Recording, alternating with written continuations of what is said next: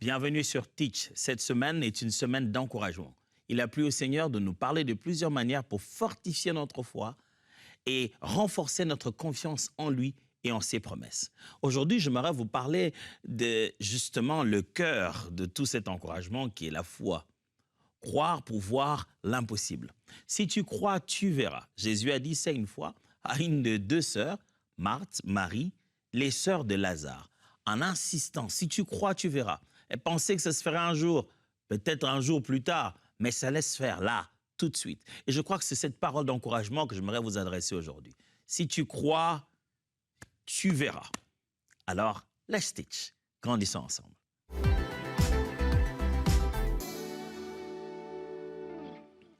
Croire est une chose dont on parle souvent dans la foi chrétienne.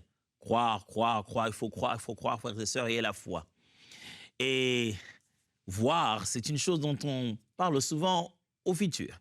Si tu crois, tu verras, on verra. Pourtant, ces deux verbes sont très, très importants dans l'accomplissement, dans les vécus de notre foi, dans la matérialisation de l'objet de nos promesses. Jésus-Christ utilise ces deux verbes, justement, lorsqu'il est en conversation avec une sœur qui vient lui dire que son ami, donc l'ami de Jésus, qui est un grand ami à Jésus, il est mort. Non seulement qu'il est mort, mais quand il est mort, on a pourtant demandé de l'aide à Jésus pendant qu'il était malade, il n'était pas là. Jésus arrive, le deuil est presque déjà passé, on vient déjà de l'enterrer. Mais Jésus lui dit ça, si tu crois, tu verras. C'est normal qu'après avoir entendu une phrase pareille, on n'ose même pas un instant imaginer qu'il est en train de parler de maintenant. On s'est dit que Jésus tente de nous consoler. Si tu crois, tu verras l'impossible, n'est pas une parole à dormir debout. Ce n'est pas une façon de vous faire miroiter une chose qui n'existe pas. Si tu crois, tu verras. Croire et voir amène l'impossible en possible. Et ce n'est pas une belle parole d'espoir. C'est une activation de l'invisible dans les visibles. Lisons donc le texte dans Jean, chapitre 11, versets 38 à 44. Jean, chapitre 11, versets 38 à 44. Jésus, frémissant de nouveau en lui-même, s'est rendu au sépulcre. C'était une grotte, et une pierre était placée devant. Jésus dit, « ôtez la pierre. » Marthe, la sœur du mort, lui dit, « Seigneur, il sent déjà, car il y a 4 jours qu'il est là. » Jésus lui dit, « N'ai-je pas dit que, si tu crois, tu verras la gloire de Dieu ?» Ils ôtèrent donc la pierre, et Jésus leva les yeux en haut et dit, « Père, je te rends grâce de ce que tu m'as exaucé. Pour moi, je savais que tu m'exauces toujours, mais j'ai parlé à cause de la foule qui m'entoure, afin qu'ils croient que c'est toi qui m'as envoyé. » Et en dit cela, il cria d'une voix forte, « Lazare, sors !» Et le mort sortit, les pieds et les mains liés des bandes, et les visages enveloppés d'un linge. Jésus leur dit, « Déliez-le et laissez-le aller. » Franchement, cet épisode, c'est un moment très fort. La force de cet épisode, c'est d'abord que Jésus est en train de rendre un miracle à quelqu'un d'être très proche de lui, quelqu'un qui lui était cher. Dans la plupart des miracles de Jésus, il est question souvent des inconnus ou des personnes qu'il connaît par personne interposée, disons la belle-mère des Pierres qui était malade, ainsi de suite.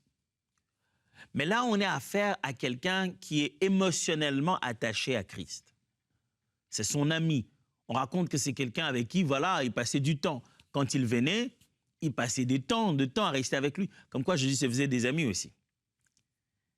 Et il est mort. Et ce n'est pas que Jésus vient de l'apprendre maintenant. On l'avait dépêché la nouvelle à Jésus en lui disant il est malade. Mais Jésus, on dirait qu'il a pris du temps. Le moment où il demande à ses disciples de s'élever, de partir avec eux, il leur dit maintenant Lazare dort. Il dit mais s'il dort, il va se réveiller. Il dit non, il ne dort pas. Il est mort. À cause de votre incrédulité, afin que vous puissiez croire. Jésus, comme quoi, savait un peu le programme dans lequel il se trouvait.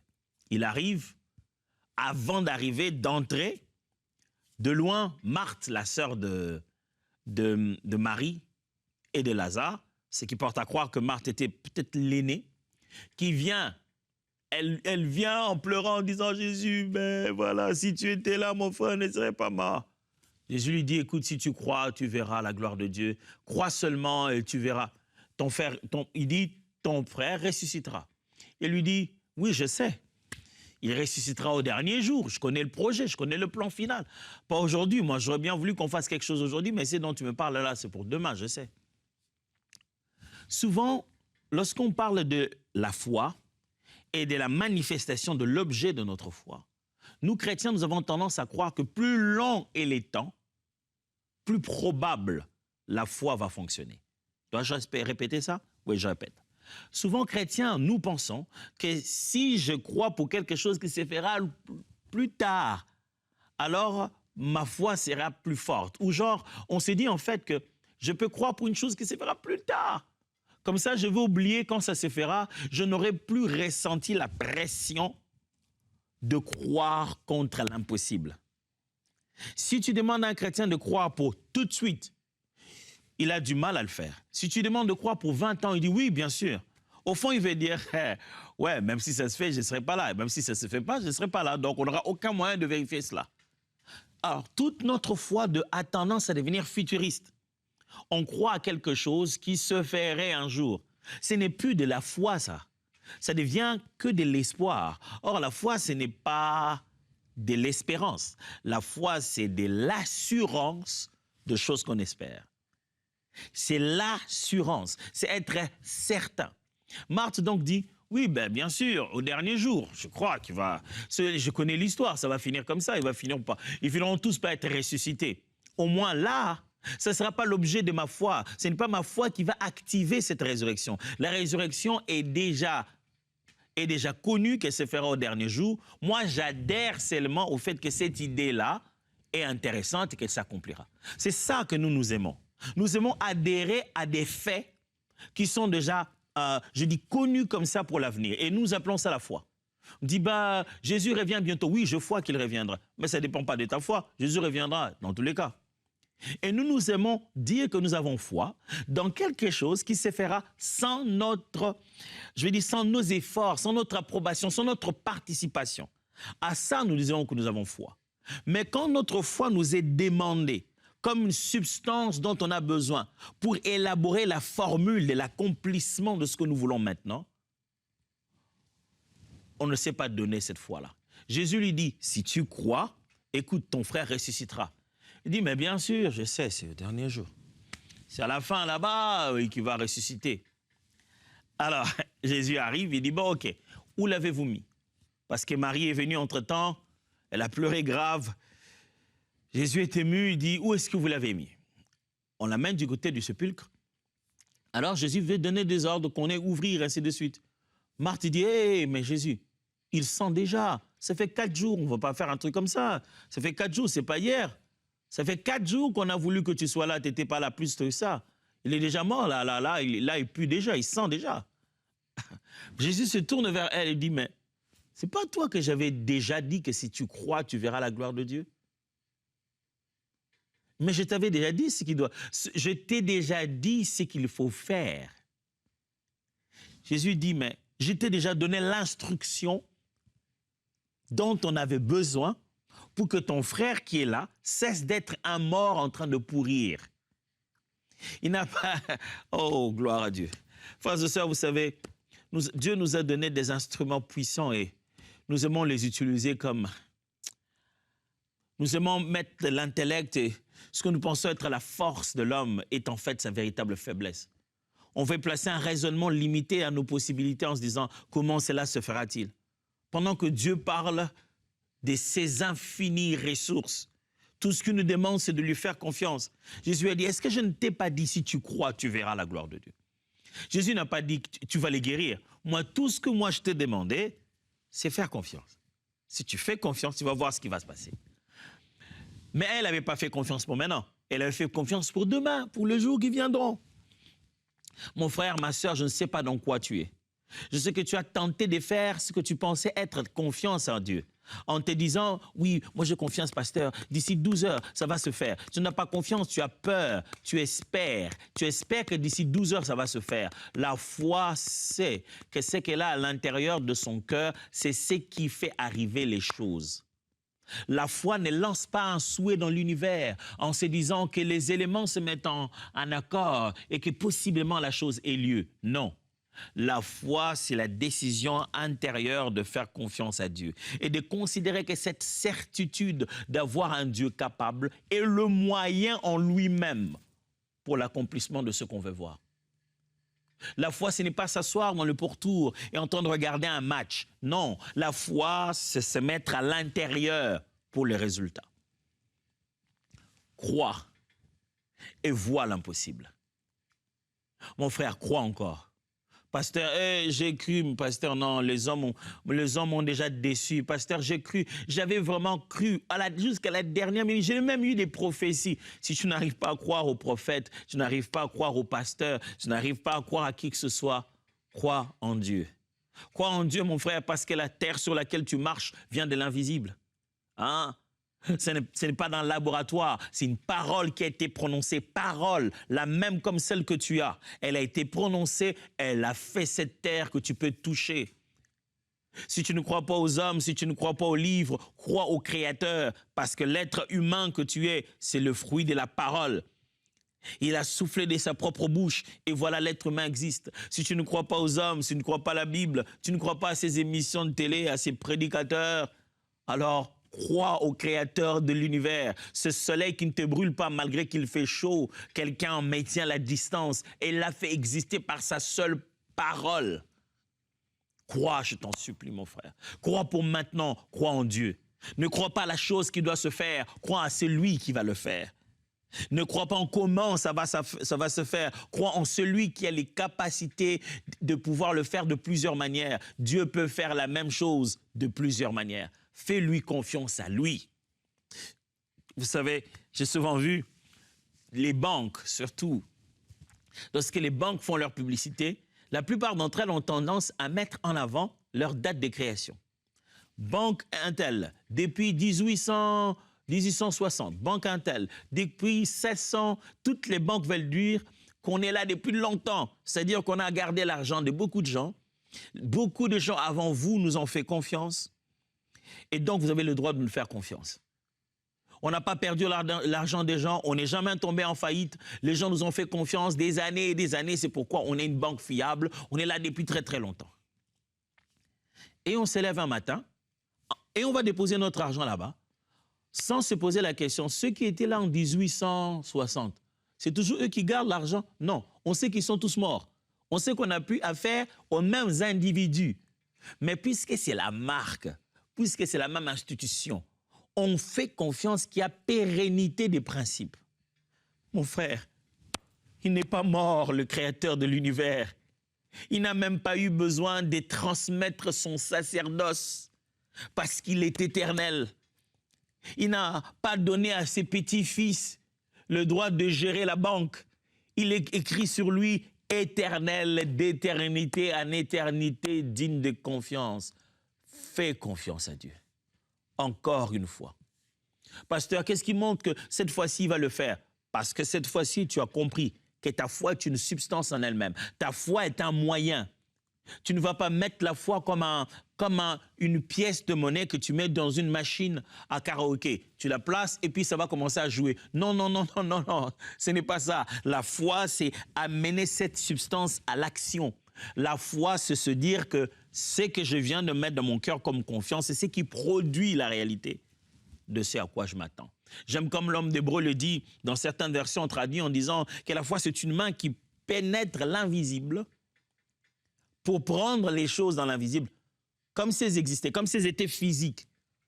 On peut les toucher dans l'invisible et on le ramène dans la matérialisation. Et ça, c'est la foi. La foi ne dit pas que ce qui est invisible va se manifester. Non, la foi dit, la foi entre elles-mêmes pour prendre et voir se manifester. Et c'est ce que Jésus voulait de Marthe. Il dit, Marthe, je ne te dis pas, écoute, un jour je le ferai. Non, je te dis, participe avec moi. Si tu crois, il y a une condition. Si tu crois, tu verras la gloire de Dieu. Alors, laissez-moi vous laisser partir avec ces 4 choses au sujet de croire et voir. 1. Il faut finir de croire avant de voir. Qu'est-ce que tu veux me dire, pasteur? Je vais juste te dire ceci. La foi doit être conjuguée avant que nous puissions consommer l'objet de notre foi. Ça peut se faire pendant, bien sûr, mais ça voudra dire que la foi a d'abord été conjuguée. Nous aimons voir pour croire, au lieu de croire pour voir. Mes amis, il faut d'abord finir de croire si l'on veut voir. Parce que c'est la foi qui produit la matérialisation de ce que nous confessons. Il faut finir d'abord de croire. Marc chapitre 11, verset 22 le dit. Marc 11, 22 à 24. Jésus prit la parole et leur dit, « Ayez foi en Dieu. Je vous le dis en vérité, si quelqu'un dit à cette montagne, « ôte-toi de là et jette-toi dans la mer », et s'il ne doute point en son cœur, me croit que ce qu'il a dit arrive, il le verra s'accomplir. C'est pourquoi je vous dis, tout ce que vous demanderez en priant, croyez que vous l'avez reçu et vous le verrez s'accomplir. Vous avez suivi ce que Jésus a dit ici? Il a dit, si quelqu'un dit à cette montagne, ôte-toi de là et jette-toi dans la mer, et il ne doute point en son cœur, mais croit que ce qu'il dit arrive, il verra s'accomplir. Il utilise ici 3 groupes. Le premier groupe, c'est ce qu'on croit. Le deuxième groupe, c'est ce qui arrive. Et le troisième groupe, c'est ce qui s'accomplira. Écoutez-moi, mes frères, entre ce que vous avez cru et ce qui va s'accomplir, il y a quelque chose qui arrive, quelque chose qui se passe. Jésus dit, si quelqu'un croit, il dit à cette montagne, ôte-toi d'ici, va là-bas, et qu'il croit que ce qu'il dit arrive, c'est-à-dire ce que je dis se passe maintenant, ça veut dire que je vais le voir après, dans les minutes suivantes, se manifester. Il existe un petit laps de temps entre le moment où l'ordre est donné à l'invisible et la manifestation dans le physique. Ce petit moment-là, c'est lui qui détermine si oui ou non vous aviez la foi. Ce moment-là peut être 2 secondes, 10 minutes, 3 jours, 4 jours, 2 semaines, 20 jours, 2 ans. Ce moment-là entre le temps où vous avez donné l'ordre à l'invisible et le moment où la matérialisation a eu lieu, Jésus dit, vous ne devez pas être en attente en se disant que ça s'accomplira. Vous devez croire que ce que vous aviez dit en ce moment-là est arrivé. Il faut d'abord croire, mes amis, avant de voir. Jésus dit, ce que vous demanderez, croyez que vous l'avez reçu. Là, croyez que vous l'avez déjà reçu. Et vous le verrez se manifester. Croyez que vous l'avez reçu. Mon frère, ce n'est pas parce que les années ont changé que Dieu a changé sa promesse. Ce n'est pas parce que tu peux aller de janvier à décembre d'une année où un mois s'est épuisé, c'est le mois où toi tu attendais que Dieu ne sait plus rien faire parce que le mois est passé. Oh non, non, non. Croyez que vous l'avez reçu. Pas croyez que vous le recevrez. Vous l'avez. Vous avez cette guérison dans vos muscles. Vous avez cette transformation dans le cœur. Vous avez cette délivrance dans la famille. Vous avez cette promotion pour laquelle vous êtes en train de prier aussi longtemps, vous l'avez.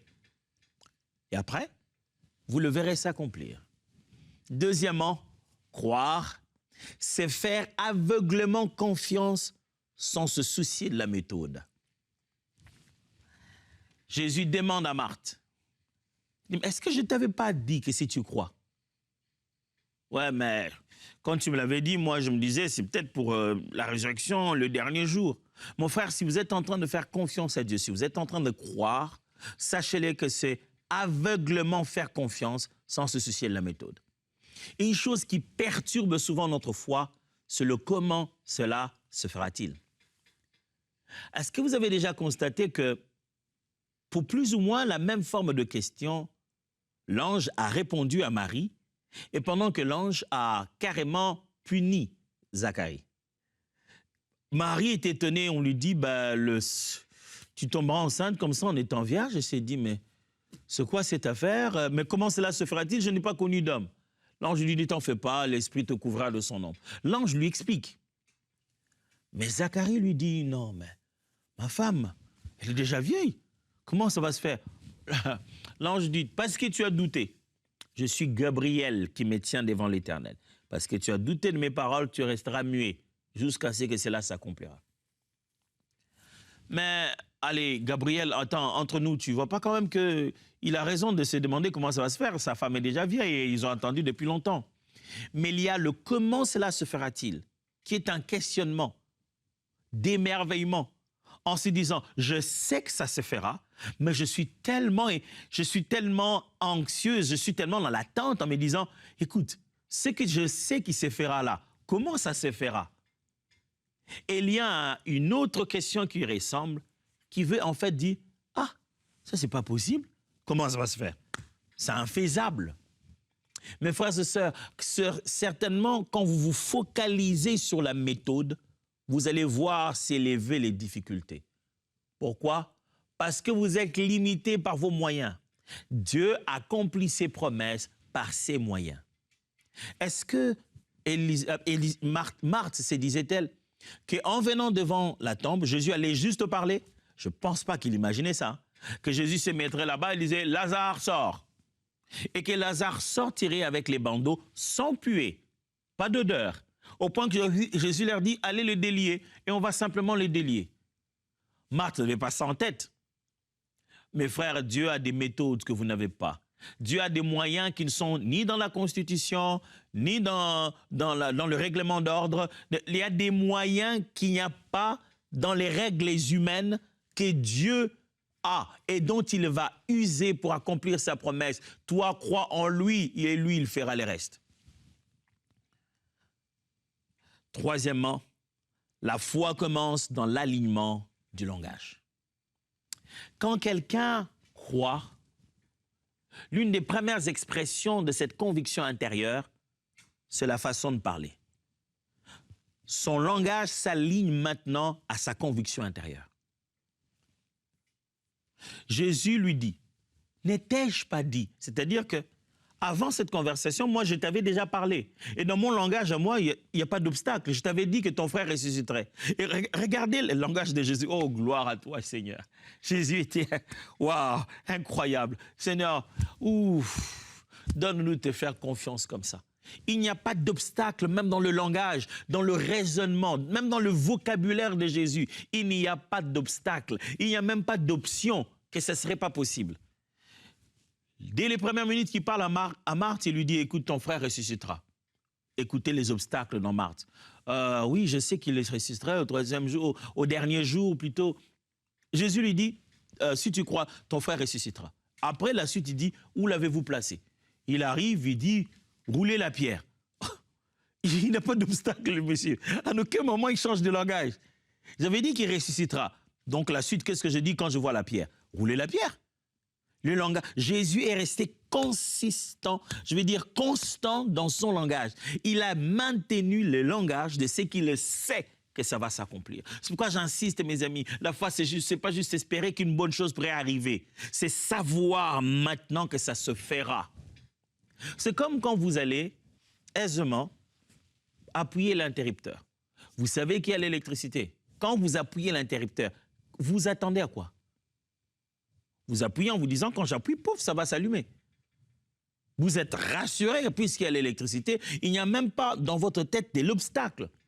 En vous disant, bon, peut-être que je vais appuyer maintenant, l'électricité n'est peut-être pas arrivée jusqu'ici. Vous n'avez même pas d'obstacle. C'est pourquoi vous donnez un ordre même à un enfant à la maison. Dit, écoute, allume l'interrupteur, allume la télé. Ton langage est lié au fait que tu sais qu'il y a l'électricité.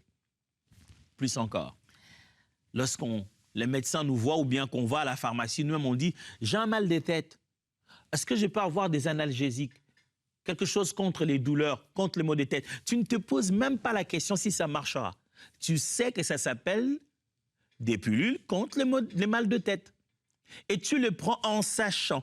Tu ne t'attends même pas à ressentir quelque chose vers ta jambe. Non, tu sais que tu vas chercher dans ta tête si ça va mieux. Et plus encore, tu te dis, puisque j'ai déjà pris les médicaments, je préfère me calmer, dormir un peu. Tu vas sous la couette. Tu te mets même en position de recevoir ta guérison.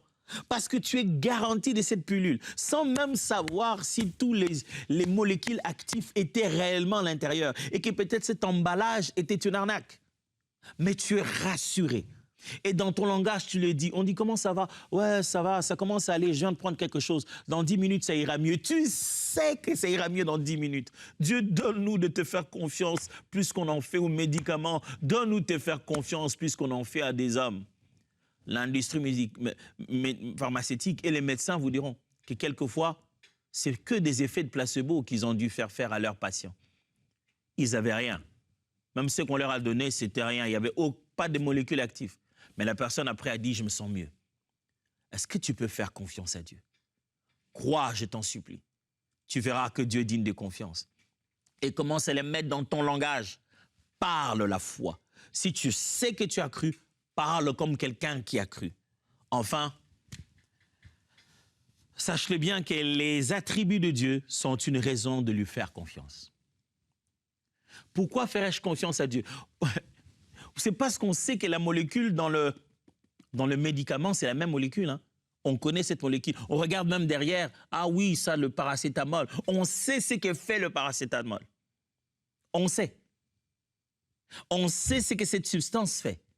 Mes amis, Dieu, ses attributs sont restés constants. Il est le même hier, aujourd'hui et éternellement. C'est lui l'alpha et l'oméga. C'est lui Yahweh Jireh. C'est lui Yahweh Rapha. Dieu est comme ça depuis toujours. Il est plus fiable que les substances qu'on a prises dans la nature. Il est plus fiable, je vous assure, qu'un médicament qui peut commencer à subir de la résistance à force de l'utiliser. Dieu est puissant et digne de confiance. Les attributs de Dieu sont une raison suffisante de lui faire confiance. Écoutez 2 Timothée chapitre 1, verset 12. C'est aussi la raison de mes souffrances présentes, de cette nouvelle épreuve, qu'est mon emprisonnement. Mais je n'en ai point honte et je ne regrette pas, car je sais, alléluia, je sais en qui j'ai mis ma confiance et j'ai la ferme conviction qu'il est assez puissant pour préserver jusqu'au grand jour tout ce qu'il m'a confié et pour me garder fidèle dans la mission dont il m'a chargé. Je sais en qui j'ai cru. Je sais en qui j'ai mis ma conviction. Je sais qu'il est assez puissant pour préserver. Paul dit, je connais les attributs de Dieu. Il est suffisamment qualifié pour accomplir ce qu'il a dit. Si tu crois, tu verras. Vous vous souvenez de ce refrain? Si tu crois, tu verras, tu verras, tu verras. Si tu crois, tu verras. Ton miracle est là, Père. Ce n'est pas juste pour nous faire plaisir que tu envoies ces paroles. Ce n'est pas pour nous dormir debout des espoirs inutiles. La foi paye. Et voici ma prière. Mes frères et sœurs qui m'entendent maintenant et qui ont confiance, honore leur foi. Je déclare un miracle dans ta vie au nom de Jésus. L'aboutissement d'un processus, la réponse tant attendue, des nouvelles incroyables, des délivrances instantanées au nom de Jésus. Ta foi paye. Si tu as fait confiance au Dieu de la Bible, tu sauras alors qu'il est vivant. Au nom précieux de Jésus. Amen. Voyons-nous encore demain pour être encouragés. Dieu vous bénisse.